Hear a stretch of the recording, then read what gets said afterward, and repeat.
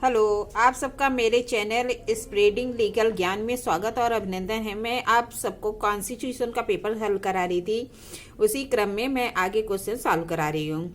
भारत का संविधान पर संघीय संविधान है, प्रकृति का है, क्योंकि क्या कह रहा, भारत का संविधान पर संघीय प्रकृति का है क्योंकि राष्ट्राध्यक्ष राष्ट्रपति का निर्वाचन एक निर्वाचक मंडल द्वारा करता है, जो संसद के दोनों सदनों के निर्वाचित सदस्यों और विधान सभाओं के निर्वाचित सदस्यों से मिलकर बनता है। बी ऑप्शन है कि राज्य के राज्यपालों की नियुक्ति राष्ट्रपति करते हैं और राज्यपाल राष्ट्रपति के प्रसाद पर्यंत पद धारण करता है। सी है कि संघ और राज्यों के मध्य शक्तियों का विभाजन है। डी है कि संविधान का संशोधन संविधान में अभिकथित प्रक्रियाओं के अनुसार ही किया जाता है। कुछ मामलों में संशोधन राज्यों के विधान मंडलों का अनुसमर्थन होना आवश्यक है। यह यूपी पीसीएस 2009 में पूछा गया था। तो इसका जो सी वाला ऑप्शन है वह सही होगा कि राज्य और संघ और राज्यों के मध्य शक्तियों का विभाजन है। भारतीय संविधान एक परसंघी प्रकृति का है या संघीय प्रकृति का है क्योंकि संघ और राज्यों के मध्य शक्तियों का विभाजन किया जाता है। पर इस संघीय व्यवस्था में दोनों ही अपने अपने क्षेत्र में अपनी अपनी शक्तियों का स्वतंत्र उपयोग कर सकते हैं। केंद्रीय और प्रांतीय सरकार के मध्य शक्तियों का यह विभाजन संविधान द्वारा ही किया जाता है। प्रत्येक सरकारें अपने अपने क्षेत्र में सार्वभौमिक होती हैं और एक दूसरे की शक्तियों और अधिकारों का अतिक्रमण नहीं कर सकती। फिर आगे क्वेश्चन है कि कथन ए है कि परिसंघ में केंद्र और राज्य के बीच शक्तियों का बंटवारा होता है। आर कहता है विधान किसी अन्य विधान मंडल को दिए गए विषयों का आनुषंगिक रूप से अतिक्रमण करने के कारण ही विधि विरुद्ध नहीं हो जाता है। ए ऑप्शन है कि ए आर दोनों सही है, आर ए का सही स्पष्टीकरण है। बी ऑप्शन है ए आर दोनों सही या आर ए का स्पष्टीकरण नहीं है। सी ऑप्शन है कि ए सही या आर गलत है। डी ऑप्शन है ए गलत है आर सही है। ये बिहार जुडिशरी 2009 में पूछा गया था। तो इसका होगा कि बी वाला ऑप्शन के दोनों सही है पर स्पष्टीकरण नहीं है। पर संघीय व्यवस्था के अंतर्गत केंद्र राज्यों के बीच शक्तियों का विभाजन एक अनिवार्य विशेषता है। इसी प्रकार विधान किसी अन्य विधान मंडल को दिए गए विषयों का आनुषंगिक रूप से अतिक्रमण करने के कारण ही विधि विरुद्ध नहीं होता। यह कथन भी सही है। यह कथन सार और तत्व के सिद्धांत डॉक्ट्रिन ऑफ प्रीथ एंड सर्पस पर आधारित है।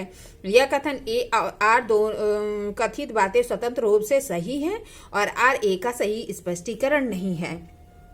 अब मिलाने वाला क्वेश्चन है कि सूची 1 को सूची 2 के साथ सुलेमित कीजिए। सूचियों के नीचे लिखे गए कोड का प्रयोग करते हुए उत्तर का चयन करिए। अब सूची 1 और 2 है। समवर्ती सूची कहाँ से लिया गया है? तो समवर्ती सूची आप जानते हैं ऑस्ट्रेलिया के संविधान, चौथा वाला सही है कि समवर्ती सूची ऑस्ट्रेलिया से लिया गया। विधि का शासन 3 वाला सही है, ब्रिटेन के संविधान से लिया गया है। राज्य के नीति निर्देशकता तो 2 वाला सही है, आयरलैंड के संविधान से लिया गया है। विधि द्वारा स्थापित प्रक्रिया ए वाला सही है कि जापान के संविधान से लिया गया है। क्या कह रहा है कि समवर्ती सूची ऑस्ट्रेलिया के संविधान से लिया गया है। विधि का शासन ब्रिटेन के संविधान से लिया गया है। राज्य के नीति निर्देशकता तो आयरलैंड के संविधान से और विधि द्वारा स्थापित प्रक्रिया जापान के संविधान से लिया गया है।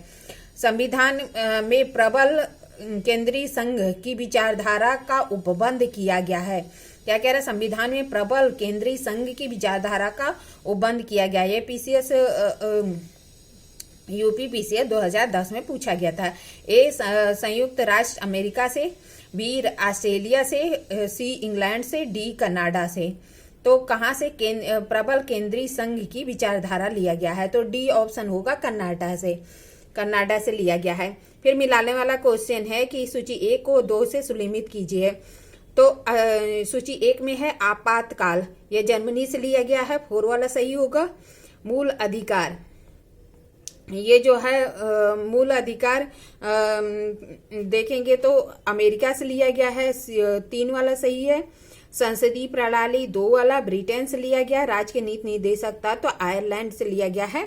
तो ये जो है ए वाला सही है। तो मतलब क्या 4 3 2 1 फिर देख लीजिए, आपात उपबंध जर्मनी से, मूल अधिकार संयुक्त राज्य अमेरिका से, संसदीय प्रणाली ब्रिटेन से, राज्य के नीति निर्देशक तत्व आयरलैंड से। संसदीय शासन प्रणाली आधारित होती है राज्य के अभाजीकरण पर, राज्य की शक्तियों के पृथक्करण के सिद्धांत पर। सी है न्यायिक स्वतंत्रता पर। डी है कि उपयुक्त कोई नहीं। ये जो यूपीपीसीएस 1991 में पूछा गया था, क्या कह रहा है? संसदीय शासन प्रणाली आधारित है। ए कह रहा है कि शक्तियों के अभाजीकरण पर, बी है कि शक्तियों के पृथक्करण के सिद्धांत पर, सी है कि न्यायिक स्वतंत्रता पर, और डी है कि कोई नहीं। तो ए होगा कि जो शक्तियों के अभाजीकरण पर। संसदीय शासन प्रणाली में शक्तियों के अभाजीकरण के सिद्धांत पर आधारित है। इस प्रणाली में कार्यपालिका मंत्रिमंडल का गठन विधायिका के सदस्यों से होता है और मंत्रिपरिषद विधायिका संसद के निम्न सदन के प्रति उत्तरदायी होती है। संघ का अति महत्वपूर्ण अभिलक्षण है शक्तियों का पृथक्करण, शक्तियों का विभाजन, न्यायिक पुनर्विलोकन, सार्वभौमिक विधायन। ये छत्तीसगढ़ जे में 2007 में पूछा गया था। तो कह रहा संघ का अति महत्वपूर्ण अभिलक्षण है। तो ये जो है सार्वभौमिक विधायन है। तो लेकिन ये ऑप्शन थोड़ा गलत लग रहा है कि सार्वभौमिक विधायन कहीं मानता है और कहीं शक्तियों का विभाजन। तो डी और बी दोनों ही सही माना गया है। तो यहाँ पे सार्वभौमिक विधायन को ही सही माना गया है। ठीक है, फिर क्वेश्चन है कि भारतीय संविधान के अंतर्गत संप्रभुता संबंधित है राष्ट्रपति से, बी संसद से, सी लोगों से, डी कार्यपालिका, न्यायपालिका और विधायिका से। ये छत्तीसगढ़ जे 2007 में पूछा गया था। तो भारतीय संविधान के अंतर्गत संप्रभुता किससे संबंधित है? तो यह लोगों से, सी वाला ऑप्शन सही होगा। भारत की सरकार आंतरिक और बाह्य मामलों में अपनी इच्छा अनुसार आचरण करने के लिए पूर्ण स्वतंत्र है। यह संप्रभुता किसी विदेशी सत्ता से नहीं अपितु भारत की जनता में निहित है। भारत अपनी विदेश नीति के मामलों में पूर्णतः स्वतंत्र है। वह किसी देश की मित्रता और संधि कर सकता है। स्वतंत्रता के पश्चात भारत मंत्रिमंडल का सदस्य, राष्ट्रमंडल का सदस्य है। स्वतंत्र होने के पश्चात भारत राष्ट्रमंडल का सदस्य है कॉमनवेल्थ का, किंतु यह सदस्यता भारत की संप्रभुता पर अंश मात्र भी प्रतिकूल प्रभाव नहीं डालती। भारत ने अपनी सदस्यता स्वेच्छा से ग्रहण की है और जब चाहे तो वह स्वयं को अपने उससे अलग कर सकता है। निम्न में से किसे शक्तियों का सर्वोच्च स्रोत माना जाता है? भारत की सर्वोच्च न्यायालय को, भारत की संसद को, भारत के राष्ट्रपति को, भारत के संविधान को। तो डी वाला होगा कि भारत के संविधान को। ये यूपी जे 2015 में, राजस्थान जुडिशरी 2008 में, यूपी पीसीएस 1991 और 2007 में पूछा गया था। फिर क्वेश्चन है कि संविधान का कौन सा अनुच्छेद संसद को किसी राज्य के संरचना कर सकती है? संसद किसी राज्य की संरचना कर सकती है। किस अनुच्छेद में संसद किसी राज्य की संरचना कर सकती है? ये जो है अनुच्छेद 3, अनुच्छेद 4, अनुच्छेद 5 और अनुच्छेद 378 बिहार जुडिशरी 2009 में पूछा गया था। तो इसका ऑप्शन होगा 3 के अंतर्गत संसद नए राज्यों की स्थापना तथा उसके वर्तमान राज्यों के क्षेत्र सीमा और नामों में परिवर्तन करने की शक्ति प्राप्त है। इस अनुच्छेद के अधीन राज्य की स्थापना निम्नलिखित रीतियों से की जा सकती है। वर्तमान राज्य से उसे प्रदेश अलग करके, 2 या 2 से अधिक राज्यों को मिलाकर, किन्हीं राज्यों के भागों को मिलाकर और किन्हीं प्रदेशों के से किसी राज्य को निकालकर।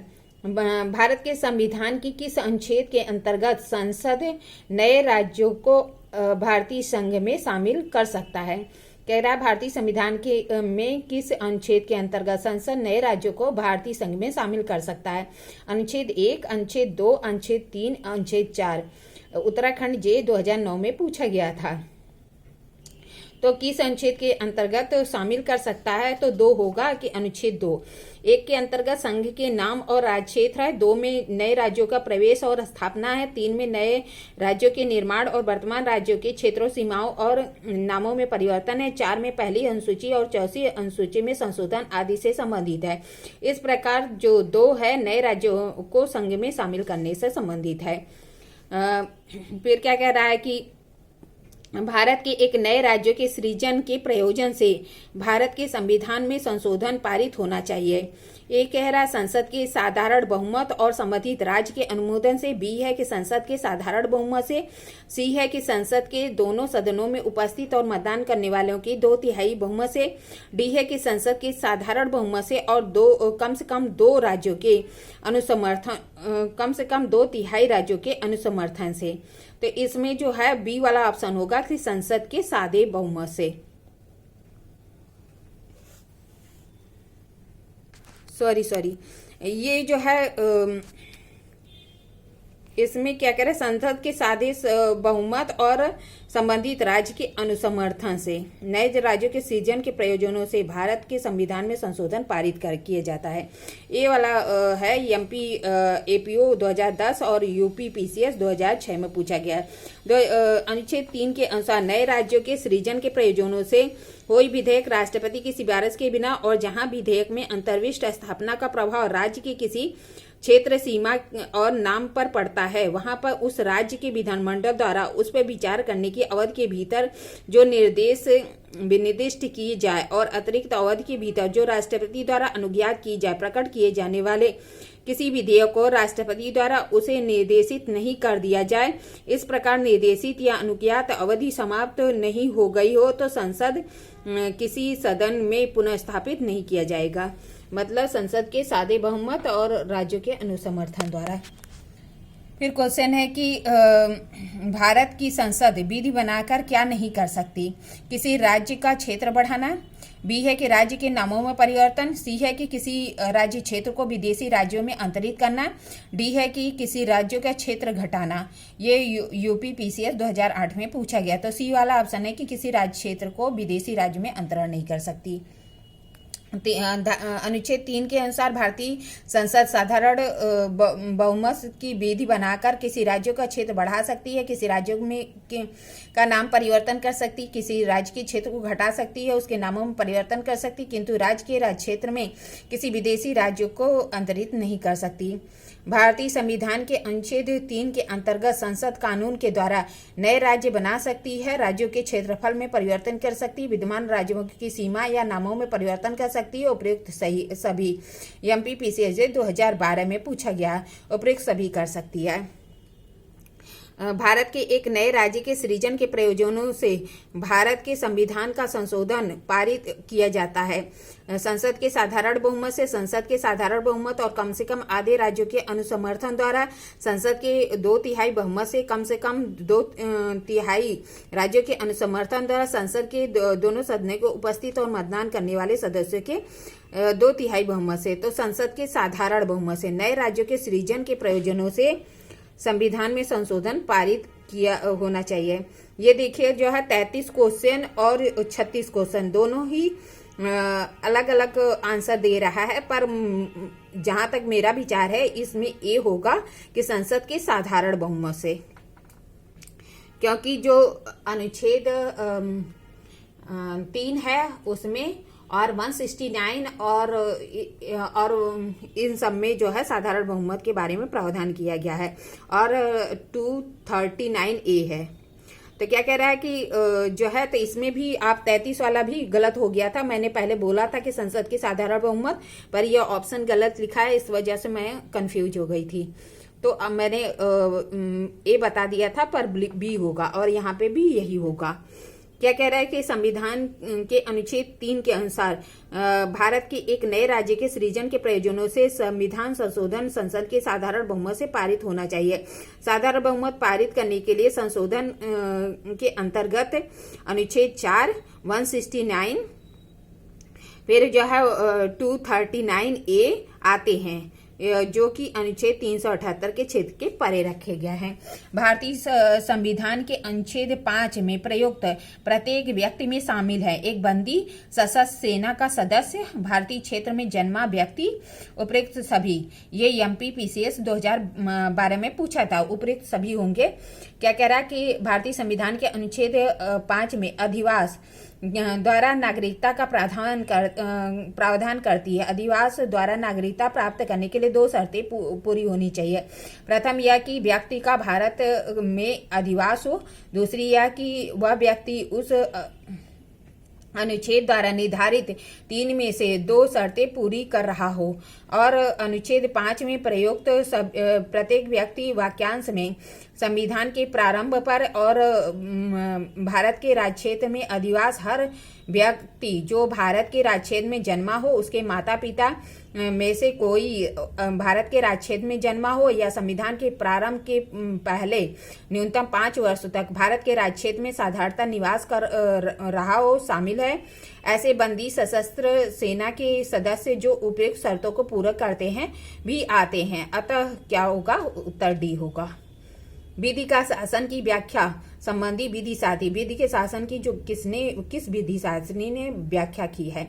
ए है ओपनहाइम, बी है जेनिंग्स, सी है डाइसी और डी है उपयुक्त में से कोई नहीं। तो डाइसी होगा सी वाला।